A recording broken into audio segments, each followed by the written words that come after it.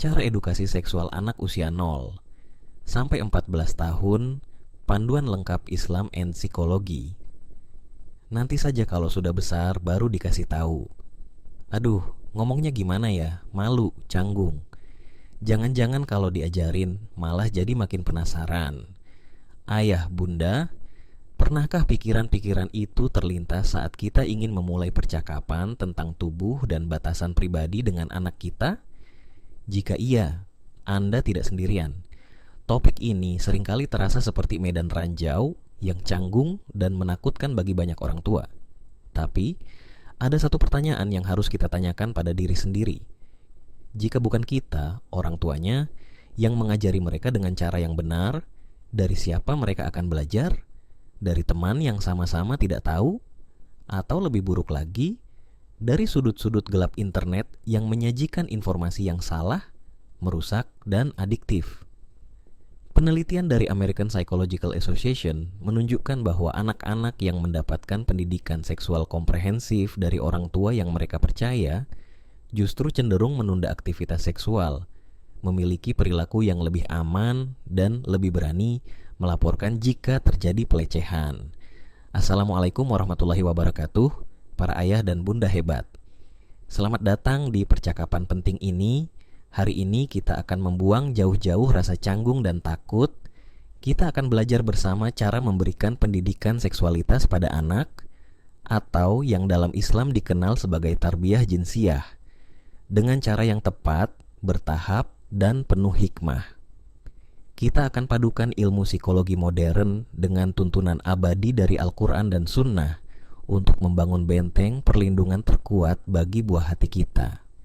1. Kenapa ini wajib? Sebelum kita masuk ke panduan teknis per usia, kita harus luruskan dulu niat dan pemahaman kita. Pendidikan seksualitas dalam Islam bukanlah hal yang tabu, melainkan sebuah kewajiban untuk menjaga fitrah. Dari sisi Islam, tujuan utamanya adalah menanamkan rasa haya atau rasa malu yang mulia. Malu untuk membuka aurat, malu untuk melakukan perbuatan tercela. Rasa malu ini adalah bagian dari iman.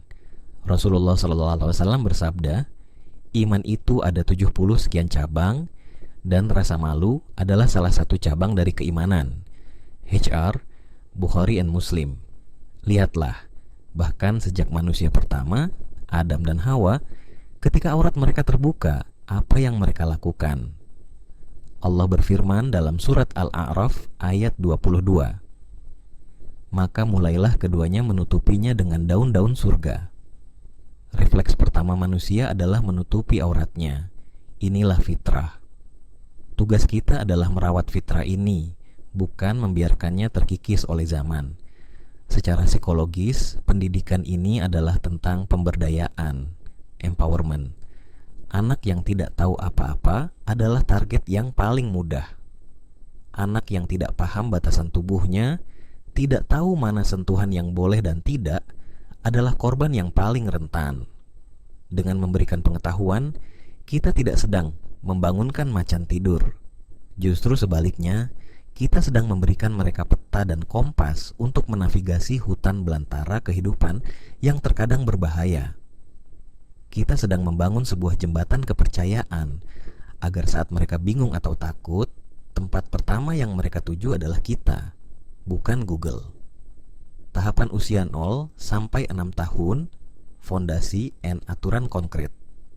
Baik, sekarang kita masuk ke panduan praktisnya, dimulai dari usia emas. Di fase ini, kita menanam benih. Jika benihnya bagus, pohonnya akan tumbuh kuat.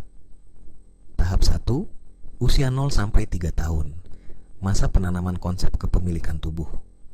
Di usia ini, fokus kita adalah membangun konsep dasar. Tubuhku adalah milikku. Gunakan nama yang benar, sebut nama organ vital dengan nama biologisnya yang benar, penis, vagina, bukan dengan nama samaran yang lucu seperti burung atau bunga. Lakukan dengan nada yang normal dan ilmiah, sama seperti saat kita menyebut kata tangan atau kaki. Mengapa ini penting? Secara psikologis, ini mengirimkan pesan bahwa tidak ada bagian tubuhnya yang kotor atau tabu untuk dibicarakan dengan orang tuanya. Ini juga memudahkan mereka untuk melapor jika terjadi sesuatu. Bayangkan anak melapor, "Om, pegang bunga aku." Orang dewasa mungkin tidak menangkapnya seserius jika anak berkata, "Tolong om itu pegang vaginaku." Ajarkan kepemilikan. Saat memandikan atau mengganti popok, katakan, "Ini tanganmu, ini kakimu, dan ini penis vaginamu. Semua ini adalah milikmu, hadiah dari Allah yang harus kita jaga." Ini menanamkan rasa kepemilikan dan tanggung jawab sejak dini. Privasi saat mandi and toilet. Mulailah membiasakan privasi. Katakan, "Saat mandi, pintunya ditutup ya nak. Ini adalah waktu pribadimu." Ini adalah langkah pertama mengajarkan konsep aurat. Latih konsep persetujuan, konsen. Sebelum memeluk, mencium, atau menggelitiknya, tanyakan, "Bunda boleh peluk?" Jika ia menggeleng atau menghindar, hargai itu. Katakan, "Oke, Bunda tidak akan peluk kalau kamu tidak mau." Ini mengajarkan pelajaran paling fundamental. Aku berhak berkata tidak terhadap tubuhku dan penolakanku dihargai. Tahap 2.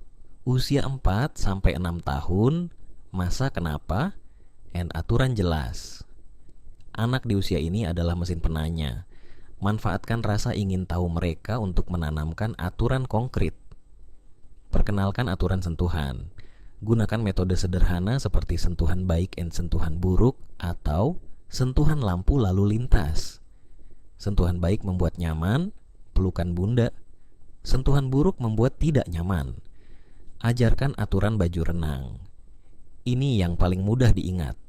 Katakan, area tubuhmu yang tertutup baju renang adalah area pribadimu. Tidak ada orang lain yang boleh melihat atau menyentuhnya kecuali ayah bunda saat membantumu bersih-bersih. Jawab pertanyaan, "Adik bayi datang dari mana?" Jawablah dengan jujur, sederhana, dan sesuai usianya. Hindari cerita bohong tentang burung bangau atau beli di toko. Jawaban yang baik misalnya, "Adik bayi tumbuh di tempat yang sangat istimewa di dalam perut bunda, namanya rahim. Allah yang membuat adik bayi tumbuh di sana dari sel ayah dan sel bunda yang menyatu." Jawaban ini benar secara ilmiah, melibatkan Allah, dan tidak perlu penjelasan detail yang belum saatnya. Mulai pisah tempat tidur.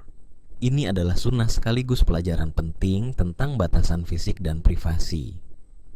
Jelaskan alasannya dengan sederhana. "Kakak sudah besar, sekarang belajar tidur di kamar sendiri ya, biar punya privasi. Ayah dan bunda juga butuh privasi di kamar." Tahapan usia 7-10 tahun, PRA pubertas and penalaran. Jika di bagian pertama kita menanam benih, di fase ini kita mulai membangun pagar dan memberikan pupuk agar pohonnya tumbuh lurus dan kuat. Di usia ini, kemampuan berpikir anak sudah lebih maju. Mereka mulai bisa memahami konsep yang lebih abstrak dan aturan sosial. 1. Perkenalkan konsep mahram dan batasan aurat. Jelaskan dengan sederhana siapa saja orang yang boleh melihat aurat kita dalam batasan tertentu, keluarga inti, dan siapa yang tidak boleh. Nak, kalau sama paman atau sepupu laki-laki, kita tetap harus pakai baju yang sopan ya, karena mereka bukan mahram. Ini membangun kesadaran tentang batasan interaksi. Gunakan contoh nyata. Lihat, saat ada tamu laki-laki, bunda pakai kerudung kan? Itu karena bunda menjaga aurat. 2. Ajarkan adab meminta izin. Ini adalah perintah langsung dari Al-Quran. Dalam surat An-Nur ayat 58, Allah memerintahkan anak-anak untuk meminta izin pada 3 waktu aurat. Ajarkan secara praktis. Sebelum masuk kamar ayah dan bunda, ketuk pintu dulu ya. Tunggu sampai diizinkan masuk. Itu adab yang diajarkan Allah. Ini adalah pelajaran fundamental tentang menghargai privasi orang lain. 3. Beri gambaran awal tentang pubertas. Jangan menunggu sampai terjadi. Berikan gambaran awal. Kepada anak perempuan, nanti kalau kakak sudah lebih besar, tubuh kakak akan berubah. Nanti akan keluar darah dari vagina setiap bulan. Namanya menstruasi. Itu tandanya tubuh kakak sehat dan siap menjadi wanita dewasa. Itu bukan hal yang menakutkan. Itu tanda dari Allah kepada anak laki-laki. Nanti kalau kamu sudah besar, suaramu akan jadi lebih berat seperti ayah. Dan nanti akan ada mimpi basah. Itu normal. Tandanya tubuhmu berfungsi dengan baik dan kamu sedang beranjak dewasa. Memberitahu lebih awal akan mengurangi keterkejutan dan rasa malu saat mereka mengalaminya. 4. Perkuat refleks tolak, lari, lapor. Lakukan role playing. Kalau ada orang dewasa yang memintamu membuka baju, apa yang kamu lakukan? Latih jawabannya. Tolak dengan berteriak, tidak mau. Lari ke tempat ramai dan lapor kepada orang tua atau guru yang dipercaya. Tahapan usia 11 sampai 14 tahun, badai pubertas and dunia digital. Ini adalah fase paling krusial. Anak sedang mengalami badai hormon, tekanan teman sebaya, dan paparan informasi tanpa batas dari internet. Peran kita bukan lagi sebagai instruktur, tapi sebagai sahabat dan navigator. 1. Diskusi mendalam tentang balik, pubertas. Saat anak sudah mengalami menstruasi atau mimpi basah, duduklah bersamanya. Jelaskan bahwa ini adalah momen penting. Nak, sekarang kamu sudah balik. Artinya malaikat sudah mulai mencatat semua amal baik dan burukmu. Tanggung jawabmu di hadapan Allah sudah penuh. Ini mengubah perspektif pubertas dari sekadar perubahan biologis menjadi tonggak spiritual. 2. Bicara terbuka tentang bahaya pornografi. Jangan menghindar. Justru kita yang harus memulai. Jelaskan dengan tenang dan ilmiah.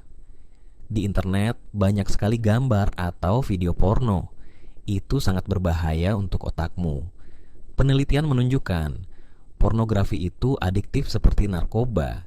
Dia merusak cara otakmu memandang cinta dan hubungan dan membuatmu tidak bisa menghargai pasanganmu kelak. Itu adalah tipuan setan yang harus kita lawan bersama. 3. Ajarkan konsep menjaga pandangan, Gadul Bashar. Ini adalah benteng utama di era digital. Kaitkan dengan dalil dari surat An-Nur ayat 30 sampai 31. Katakanlah kepada laki-laki yang beriman agar mereka menjaga pandangannya, dan juga kepada perempuan. Jelaskan bahwa menjaga pandangan bukan hanya di dunia nyata, tapi juga saat scrolling media sosial. 4. Bahas tentang interaksi lawan jenis, ikhtilat. Jelaskan batasan-batasan dalam Islam. Bukan berarti tidak boleh berteman, tapi ada adabnya. Tidak berdua-duaan di tempat sepi, khalwat, menjaga ucapan, dan tidak melakukan sentuhan fisik. Jelaskan hikmahnya, yaitu untuk menjaga kehormatan diri sendiri dan orang lain, ayah, bunda. Dari usia 0 hingga 14 tahun, peran kita berubah. Dari seorang perawat menjadi instruktur, lalu menjadi navigator, dan puncaknya, menjadi seorang sahabat yang paling dipercaya. Semua panduan tadi tidak akan efektif jika tidak ada satu hal, koneksi emosional yang kuat. Jadikan diri Anda tempat ternyaman bagi anak untuk bertanya tentang apapun, tanpa takut dihakimi atau ditertawakan. Biarlah mereka mendengar informasi ini pertama kali dari lisan kita yang penuh cinta, bukan dari sumber lain yang penuh racun. Pendidikan ini adalah sebuah perjalanan, bukan tujuan akhir. Sebuah percakapan yang terus-menerus, yang disesuaikan dengan usia dan pemahaman anak. Ini adalah jihad kita sebagai orang tua untuk melindungi amanah terindah dari Allah. Terima kasih telah membersamai saya dalam percakapan penting ini. Jika Anda merasa video ini bermanfaat, bagikan kepada orang tua lain yang mungkin juga membutuhkannya. Sekarang, saya ingin mendengar dari Anda. Apa tantangan terbesar yang Anda hadapi saat ingin memulai percakapan ini dengan anak? Mari kita saling berbagi dan menguatkan di kolom komentar. Wassalamualaikum warahmatullahi wabarakatuh.